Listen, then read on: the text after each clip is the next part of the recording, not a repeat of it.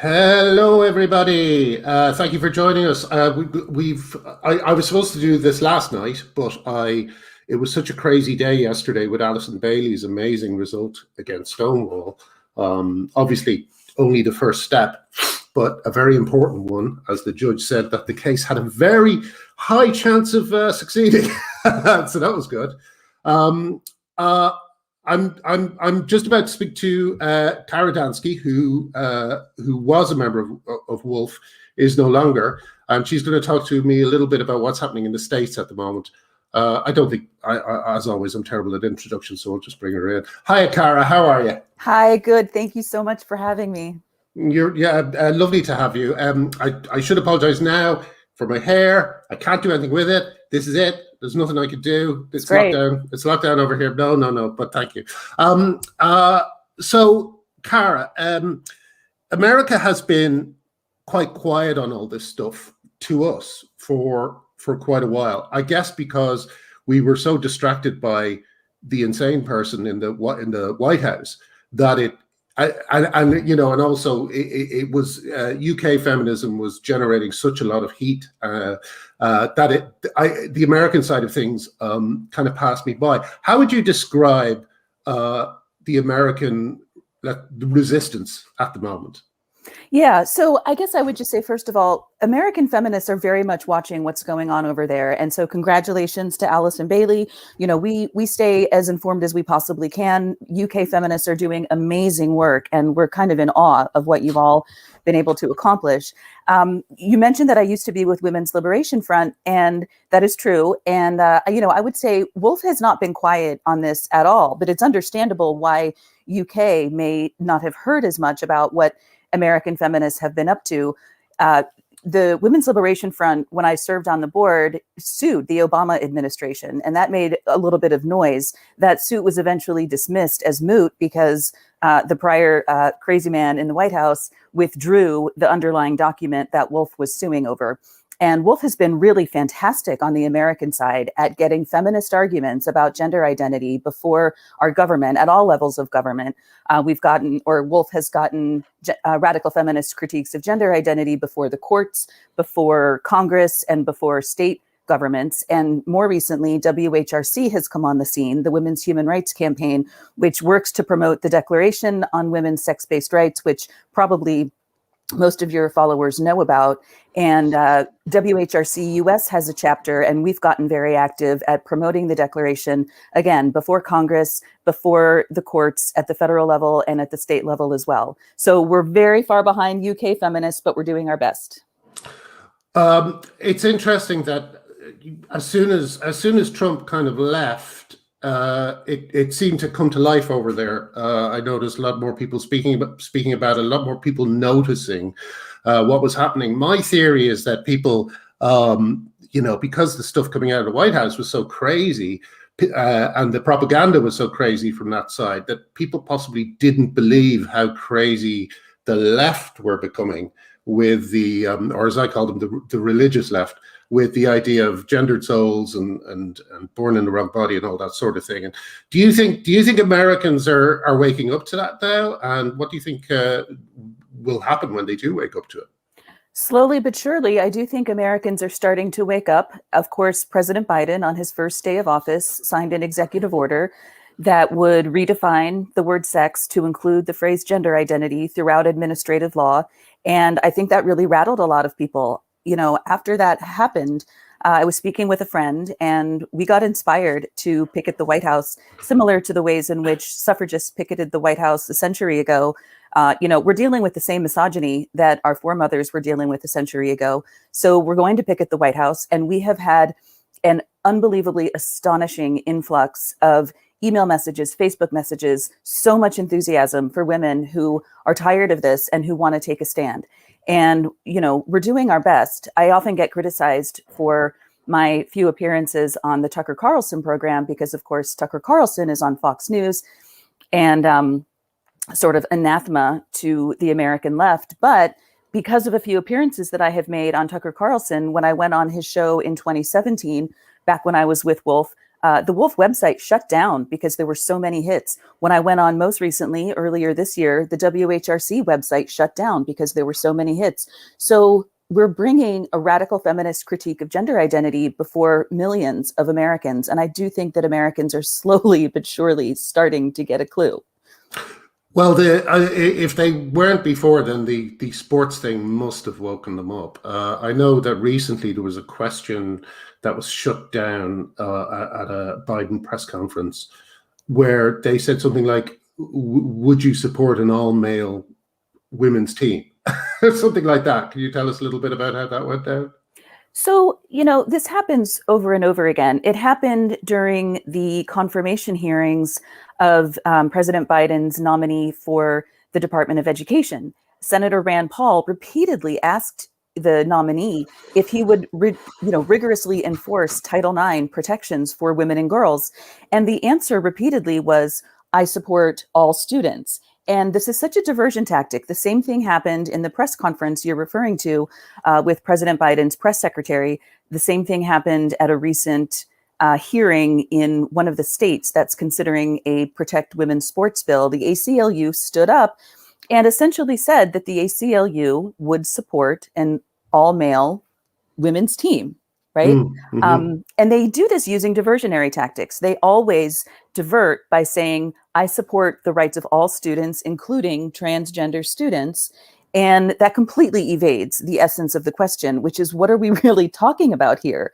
And so one of our strategies is to be really rigorous in enforcing the fact that what we are doing, and by we, I mean American feminists, including the Women's Human Rights Campaign US chapter, we are talking about the rights, privacy, and safety of women and girls, by which we mean, as Posey, Kelly J is always telling us, women means adult, human, female. It's not complicated.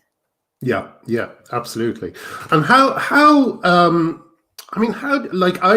I've noticed for years this avoidance of debate and a fascinating thing over here is the Tavistock Centre, which has been found to be not operating in a moral way on various different levels. But one thing I've noticed is that Newsnight, for instance, has which is a big news program over here, has very in-depth, very damning pieces on the Tavistock. But no one from the Tavistock ever comes to defend the institution. It's the same nearly every time. People simply won't turn up to talk about it. And I noticed that with Biden, as you say, with the education secretary's cross-examination, he again just didn't really address the issue. He just couldn't. He would not speak to Rand Paul on the ground that Rand Paul had prepared, which is the grounds of realism. That these will be males in female sports. He simply kind of wriggled out of it. How on earth do they think they can get away with the same tactics that trans rights activists have been using on Twitter and in various different places when they're running the free world? Because they do get away with it. They think they can get away with it because they do. They have for years. They lie, they obfuscate, they divert. They will never get down to the essence of the issue, which is protecting women and girls in the law and in society. This topic generally, the topic of what gender identity means, I have found to be the most divisive and controversial topics of certainly of my lifetime. It's much more controversial than Trump. It's much more controversial than something like abortion. It's much more controversial than religion. And the reason that it is so difficult to have a real conversation about it is that most people, or many people, literally just will not talk about it. I have had two people in my personal life when I have said, can we please talk about this? One of my friends, and I'm not kidding you, she literally put her hands on her ears and she said, I do not want to talk about it. And this is a friend that I have had since 7th grade. We've talked about everything. We have stayed up until 5 a.m, drinking wine, talking about all sorts of things. And we've disagreed on things before, but we've always been able to talk. She will not talk to me about this. And I haven't spoken with her in a couple of years because she wants nothing to do with me. So part of the reason that this issue is so difficult is that it's the entire issue is toxic and people just refuse to discuss it, which is astonishing when you really think about it. And then you have the other side of things, which is something that we've all wrestled with, which is the huge amount of women who support it. What do you put that down to? Well, of course, if we're talking about women's organizations like the National Organization for Women or Planned Parenthood or something like that, it's well known that these organizations are heavily funded by gender activists. And so it's not all that surprising to me that so-called feminist organizations, which are not, are supporting this. But when it comes to individual women, you know, we see this online all the time that individual women will absolutely defend the claims of men who pretend to be women. And part of it, I think, I don't know, I would really love to hear the opinions of others. I think it is in part because of the education system where so-called gender identity has snuck into the curriculum at all levels. I have a friend who submitted an information request to the Washington State Public Schools. And what she got back is documentation, confirmation that children as young as kindergarten are being taught that some people have a gender identity. And when you're raised from the age of 5 to actually believe in this stuff, it ends up not being all that surprising that some women, especially young women, are willing to defend this. It's sad. It breaks my heart as a feminist. You know, the other issue that Lierre Keith likes to point out is that these young women aren't being told that there's an alternative. They're being told that in order to be, you know, progressive, one has to believe in gender identity. They aren't being told about radical feminism. And so we're doing our best to make more noise. We're doing our best to invite young women into radical feminist discussions and radical feminist circles so that we can break this. Do you think part of the problem is the branding? Radical feminism sounds scary and like you're actually, I mean, I find that this is what I find most amusing about the words radical feminism is that it's actually the feminism of the suffragettes and it's the feminism of second wave feminism. There's nothing radical about it. It's feminism that centers women. But the word radical might, I don't know, be scaring people or something. What do you? No, it's a good question and it's a good conversation to have. I mean, I really think that you're absolutely right that it's really the only legitimate form of feminism that exists, but it's necessary to distinguish ourselves from sort of mainstream common what we refer to as liberal feminism. So, you know, it's useful as a tactic. It's also useful, I think personally, and others probably disagree, it's useful to use the phrase when having conversations with conservatives who are often astonished to find that there are radical feminists who push back against gender ideology. They have no idea that we're out here. And so for someone like Tucker Carlson to be able to say, you know, Kara Dansky, self-described radical feminist, it gets attention. Right. I thought that was interesting when Rand Paul said, where are the feminists on this? It's like, oh, well, you know, good question. They're being thrown off Twitter. They're being silenced. They're being deplatformed. They're being abused and harassed every time they open their mouths. You sent me a video of 2 girls being followed by someone screaming at them because they'd put up stickers, say with adult human female or something. I can't remember exactly what was on the stickers. Are they members of the group? How did you come across that? I don't know who they are. I just saw it. It was in New York City, and I was somewhat heartened to see that there are women in New York City who are using Standing for Women's stickers. And, yes, you know, also just to show the abuse that women get in every context, whether we're talking about the sidewalk, the place of employment, you know, the abuse that women sustain simply for stating, and all your followers know this, simply stating that women are adult human females is, you know, it's horrible. It's absolutely horrible. You, one person someone you just told me that the photograph I put up there of you at the start was when you were with the ACLU. And the ACLU seems to be a perfect example of what we're calling institutional capture over here. Do you think that it is within an organization like the ACLU? Do you think it is accepted by everybody in there, or do you think it is a very loud central voice who is kind of pulling the levers. Of course, I'm talking about Chase Strangio. I don't know how to pronounce his second name. Strangio? Yeah. Chase, anyway. Chase. What do you think about these institutions that suddenly flip to being anti-feminist? What's happening, do you think? So I can't speak to the ACLU specifically because none of my former colleagues there will talk to me. I worked there from 2012 until 2014, and the work that I did there had nothing to do with gender. It was strictly on criminal justice policy, looking at police militarization, looking at mass incarceration in the United States. And so I was very focused on that. Chase and I overlapped, I think, for a very short time in 2014. And eventually, when Chase learned about what I was doing in the feminist space, Chase made certain that none of my former ACLU colleagues will talk to me. So I am not able to ask them that question. I suspect that if they would talk to me, I can think of many former colleagues who would tell me privately, of course I don't agree with this. This is ridiculous. I'm somewhat dying to know what the head of the Women's Rights Project at the ACLU thinks about all of this. Because, of course, the Women's Rights Project at the ACLU was established by Ruth Bader Ginsburg.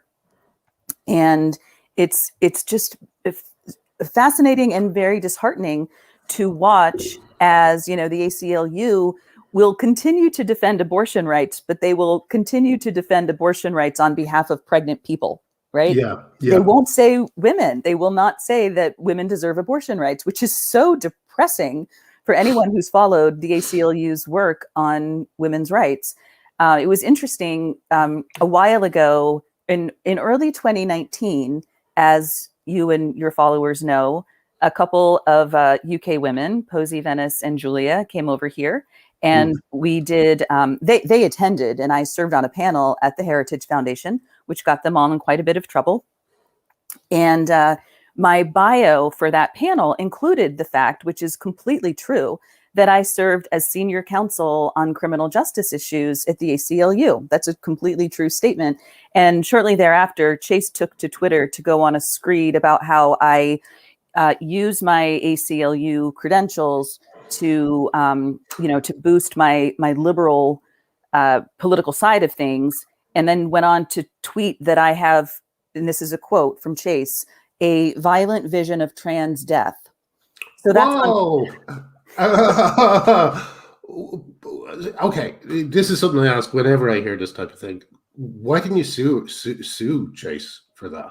I mean, obviously it's expensive and so on and so forth, but I mean, I just find that extraordinary that he could say something. They could say something like that and get away with it. So what Chase gets away with is truly astonishing. It is mystifying that Chase can maintain a job at the ACLU. Chase is on record saying publicly that Chase does not believe in the United States Constitution. I do not know why a person can state publicly that the person does not believe in the United States Constitution and keep a job at the ACLU. It is mystifying to me. Yeah. Why didn't I sue? I don't have any money. And, go up against the ACLU in something like that, like, whoa. But B, who has time for this? In the past 5 years, American feminists, we're moving constantly. There's always work to do. And, I'll just say again, WHRC is very active in pushing back against President Biden's executive order. We're very active in advancing a bill that we think Congress should consider that excludes gender identity, so-called. And we're also very active at the state level. We have, I think it is 19 states that are considering legislation to protect women's sports. And we've been able to submit written testimony in several of them that advance the Declaration on Women's Sex-Based Rights. So, we're pretty busy. I didn't know if I was going to have time to go up against Chase Strangio and the ACLU when Chase accused me of having a violent vision of trans death. Just to go back to the Heritage Foundation for a moment, Artie Morty, my co-host, so funny saying that, on our weekly thing, says this: unfortunately, the left is looking for any excuse to get out of having to think about this. Once you're connected to the Heritage Foundation, they've got their excuse and they shut off and tune you out. Is that something that what went into the decision to share a platform with the Heritage Foundation? That's a great question. Yeah, thank you for asking that. And also, just to clarify, I don't know of anyone in this space who is formally connected with or attached to the Heritage Foundation in any way. There's some coalition work that goes on, but WHRC has no formal affiliation with the Heritage Foundation, and Posey and Venice and Julia certainly don't. They just attended a panel. So what went into that was that there is a mother who has a daughter who I'm very happy to report has desisted, but at the time she still was, believing that she was a teenage boy. And this mother lives outside the DC area, and she went to every single think tank, every single foundation, every single possible outlet that she could find in Washington, D.C. to talk about this. And she could not find anyone who was willing to talk about her concerns and other parents' concerns with their children who were being medicalized and abused, frankly. And so she came to Wolf and she said, is there some way that you could get me connected to the Heritage Foundation? And it was her last ditch effort. And so Wolf did that, and Heritage was happy to put on the program, which was called Voices from the Left, and it was 3 Wolf members and a detransition man who spoke on the panel. And the first woman who spoke on the panel read the stories of several parents who have just gone through hell and back, dealing with pushing back against the mutilation of their children's bodies. Yes. And I can't speak for any of the other panelists that day, and I can't speak for Wolf, but speaking for myself personally, I have no regrets about doing that. Good. I'm glad to hear you say that. I think one thing that people don't quite grasp about this is that this ideology is so insane. It's not that it's right wing to oppose it. It's that it unites everyone across the political spectrum because it's mental and it's anti-woman and, it's anti-gay, which I'm sure the Heritage Foundation doesn't care about. But it just unites everyone. No one is going to go for this. It's gotten very far. You got to be impressed with them. But I can't see it. I can't see it going much further. And let me just, sorry to ramble on. This is why I usually pre-record these ones so I can cut out all my blather. But I just wanted to say something. Posey once said to me, and Posey gets a lot of abuse over here. She is she is seen as a divisive figure. I love her because I've never seen her say anything that I disagree with. But she backs up what you said. She said she got off the plane, and she met one of the first people she met was one of these parents, and she said there was so much joy. They were so happy that someone was finally listening to them and someone was finally going to help them and their kids, that she wouldn't, even if she'd known about the Heritage Foundation, she wouldn't have turned it down because she could not disappoint these parents. So I hope that people who are watching this, who are in two minds about Posey and Wolf, bear that in mind for the future. But the thing about that meeting is, we know how the other side works on this, and they have used that meeting to to completely ignore anything you say. Is there a way back from that over there? How do you counter that type of propaganda? Well, we have to keep speaking out, and certainly WHRC will do that. And I think you're right that, once anybody sits down and gives 5 seconds of thought to the idea that men can be women, it very quickly falls apart. It very quickly falls apart. And so I'll give an example. In February of 2020, Wolf put on an event at the Seattle Public Library. Now, prior to that event, there were calls for the library to cancel the event. And what happened was there were several meetings there were regular board meetings of the library, and this topic would come up. They would discuss whether they were going to cancel the event. And, a bunch of gender activists, or I like to call them biology deniers, went there to these meetings and ranted and raved and said a bunch of absolute nonsense. And then there would be a handful of people who lived in Seattle and went to the meetings and wanted to defend our right to speak. They wanted to defend our right to speak at all, but especially to speak as women. And they got up to the microphone. They presented very sane arguments. They presented very professionally. They were the adults in the room. And the library could see this. So I think the reason the library ended up not canceling the event is because they spoke to their lawyers. And I suspect that their lawyers probably told them that, we have this thing called the First Amendment, and it was a public library. And so I don't think they wanted to risk what it would mean to cancel the event. So the event went forward, and I spent a lot of time preparing, cultivating a relationship with the library staff person who was responsible for the event. And so she and I developed a really lovely and professional relationship. And then during the event, we prepared to present, and we got up there, and then a bunch of activists started screaming and yelling and blowing horns. And they had to be kicked out. Shortly before the event, there was a bomb threat. And so what ended up happening, I think, is that the library staff could see quite clearly with their own eyes that we were presenting something that is perfectly sane. We were saying that women have the right to speak, and our opponents were just behaving like children. It was apparent to them. And so, I'm just offering that as an example of how we can push back from that. Yeah. I mean, that's the thing. Are you familiar with the Denton's document over here? Yeah. I mean, it's extraordinary how the tactics are the same all over, everywhere gender ideology has taken hold. Avoid the media, glom on to more successful things like the way Black Lives Matter became Black Trans Lives Matter, and target the young. These are the things you hear. These are the things you see play out everywhere. You see these kind of tactics used. So you had your experience in the library, and I was in Norwich, right, which is in the bum of England. And, we went to see Linda Bellos speak. And just before she started speaking, a fire alarm went off. It's like extraordinary, the lengths they will go. And there are never meetings that you see on the other side that are equivalent. You never see anyone talking, but they're always closed, they're talking to each other, but no actual discussion about what it means can be seen by people like us,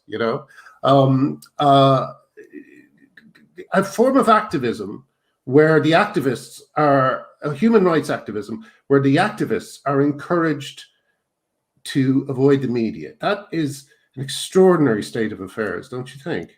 Yeah. And someone recently made the argument, which I think is a good one. If your argument can only be accomplished by bullying, it's not a good argument. Or if your position can only be advanced through bullying tactics, it's not a valid position.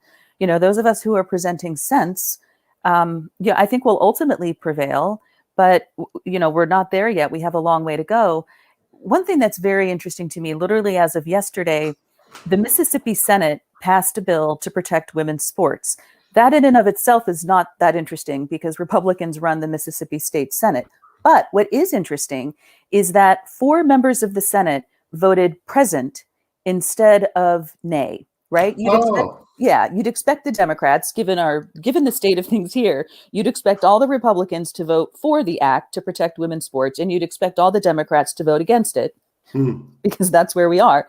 But that's not what happened. 4 Democrats, we've confirmed that they were 4 Democrats who did not vote against the bill. Now, they didn't vote for it, but they simply voted present. And that's an interesting development to me and suggests that we're starting to see some cracks. Yes. What I can't get, I mean, there's two reasons this is such suicide for the Democrats, right? The first is, there's more than just 2, but here's 2 big ones. The first is that no parent is going to let their daughter be cheated out of a sports medal or a scholarship or whatever it happens to be. And well, a lot of people have daughters. There's the first one. The second one is how like the right have been, I think, quite slow in taking advantage of gender ideology. They haven't really gone for it. But once the midterms come up and again in 4 years' time, this stuff is not going to fly with the general public. They are going to punish the Democrats. And Fox News and all the kind of right-wing outlets are going to make such hay with it that it's just going to make them. It's an open goal for the right. How do they not see this? Yeah, no, I think that's right. And I also suspect that that is why Biden didn't do better than he did in the election. Yes, right? yes, that's what I was thinking. Yes, a lot of people were saying to me they had no excitement about voting for Biden because they knew that executive order was coming. I certainly didn't. You know, I think, and I don't know if I have this right, but I think, you know, you've got the people over here who are doing crazy things like storming the Capitol, right? And looking like idiots, right? There are those people who, of course, are going to vote for the former president. But I also think there's a large contingent of people who are reacting to the Democrats in exactly the way that you're talking about, and may have even, well, I actually know some women who voted for the former president because of the gender issue. And I think that you're right. And I think this is also a part of the reason why Democrats didn't do better in the Senate elections. You know, Democrats should have just taken the Senate by much more than what it accomplished. They saw it as a disaster, didn't they? There was a leaked phone call or meeting where they were talking about it as if it was just they were expecting a landslide. Yeah. I think it's a huge issue for the Democrats, and you know, we'll see how it plays out over the next couple of years. I honestly, you know, if the question is why are Democrats doing this, you know, I have a very unsatisfying answer, which is that I honestly don't know. You know, there's this image that floats around of then Senator Biden standing and, you know, shaking hands with Charlotte or Charles Clymer. And then, you know, Biden went on to author a foreword for Clymer's book. Does he honestly believe that Clymer is a woman? Like, does he really believe that? Yeah. And also, he's unaware of Clymer's history with feminist groups before he transitioned. You know, I mean, you know, he was a very controversial figure at that time. But all that just disappeared as soon as he put on some purple lipstick or whatever he's wearing at the moment. No, it just seems that it really is the definition of virtue signaling, in the sense that we know that someone like Biden does not believe that a fully intact man is a woman. We know this, you know, but it's I guess it just feels like something, the fresh way to be, or something, or a politically, I don't know. I can't quite get my head around it sometimes. It just feels like they're a very short-term view, you know? You know, I think, as I'm thinking about it, in the case of Biden, that picture and the whole issue in general, to me, looks like men standing up for men. Yeah. He knows Clymer's a man, and that's men standing up for men. What is much more depressing and distressing is Vice President Kamala Harris's, you know, virtue signaling with her pronouns. That is much more distressing to me, and her support for this order. Yeah. I want to see if anyone else has questions, because I'm sure a lot of people here will be from the UK and Ireland and Scotland and Wales, and they might have questions they want to ask. But while they're trying to think of some, can you tell us a little bit about the picket and exactly? You mentioned it briefly, but how can people get involved and how can people help as well? Yeah, so this picket on March 8th outside the White House came about because the day after the inauguration and the order, you know, I was just very depressed about the order. And I had this image in my head of one of the signs that the American suffragists held up outside the White House when they were picketing for suffrage. And that sign said, "Mr. President, how long must women wait for liberty?" And, you know, I felt the exact same thing. "Mr. President, what are you doing? You know, how long must women wait for liberty?" And I thought, we need to do this. We need to picket the White House. Yeah. And so we're going to. And I don't know the exact numbers of how many people are coming. Obviously, there are a lot of people who are not comfortable traveling right now. and that's totally fine. We are going to be very careful about following Washington, D.C.'s COVID-related protocols. We're going to be completely peaceful. And there's a website called womenpicketdc.org. And that's where you can get a lot of information. There's also a Facebook group, which is also Women Picket DC. And there's a lot of information in there about the logistics. And there is a Give Butter campaign. I don't know if your listeners have heard of Give Butter. This is sort of a new alternative to GoFundMe, because GoFundMe has kicked off several radical feminist groups, including the Women's Human Rights Campaign. So go to the Give Butter and search for Women Picket DC. For anyone who wants to support us and can't come to Washington, D.C., we'd be very grateful for any donations that you're able to share with us. Here's an interesting thing. You know the way Reddit banned a bunch of gender-critical subs from their site? Did you know that Amy Challoner, who used to be in Stonewall around the time Alison Bailey had her experience, is now a moderator on Reddit, and her boyfriend, their boyfriend, who admitted to writing child pornography, stories about child sex abuse, is one of the moderators on the main Joe Biden sub. Did you know that? I did not know that. Yep.